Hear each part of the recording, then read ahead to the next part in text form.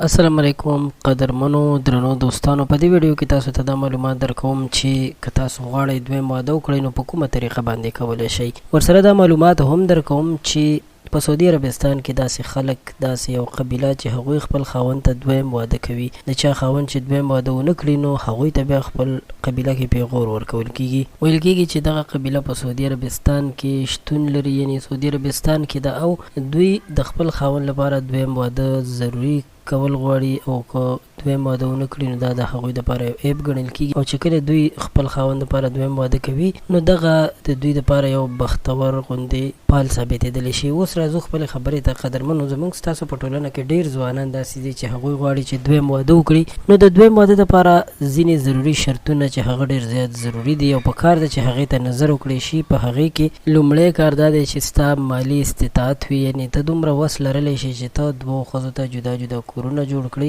یعنی یا جدا پورشن کې اوسېږي یا جدا کورونه ورته جوړ کړي.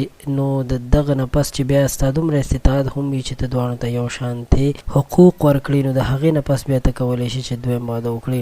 ډېر خلک نن سبا داسې دي چې هغوی کوشش کوي چې واده وکړي، خو د هغوی دا سیسټم نه وي برابر چې هغوی خپل بچي ساتلی شي او که نه. اوس به ډېر خلک داسې خبره هم کوي چې واده سره خو غریبي ختمیږي، یعنې دا یو بختور کېدلی هم شي انسان پسې. خو قدرمنو دوستانو، نن سبا حالات داسې دي چې ډېر زیات بل اړخ ته حالات روان دي، خلک رزق نشي پیدا کولی. نو اول خو په کار ده چې دویم واده ونه کړی شي. که کول هم څوک ضروري ګڼي او ګزارۍ نه کېږي نو په کار ده چې بیا داسې یو کورنۍ کې واده وکړي چې هغه ورسره په غریبۍ کې هم ګزاره وکړي، نو بیا به ستاسو دپاره ډېره ښه تمامه شي، تاسو به یو خوشحاله ژوند ولرئ. قدرمنو، غوښتل مو چې دا معلومات دا ویډیو تاسو سره شریکه کړم. یو جهان مننه چې تاسو موږ سره ویډیو تر اخره وکتله. اباد اوسئ. د ویډیو د کتلو مو یو جهان مننه. خوشحاله اوسئ.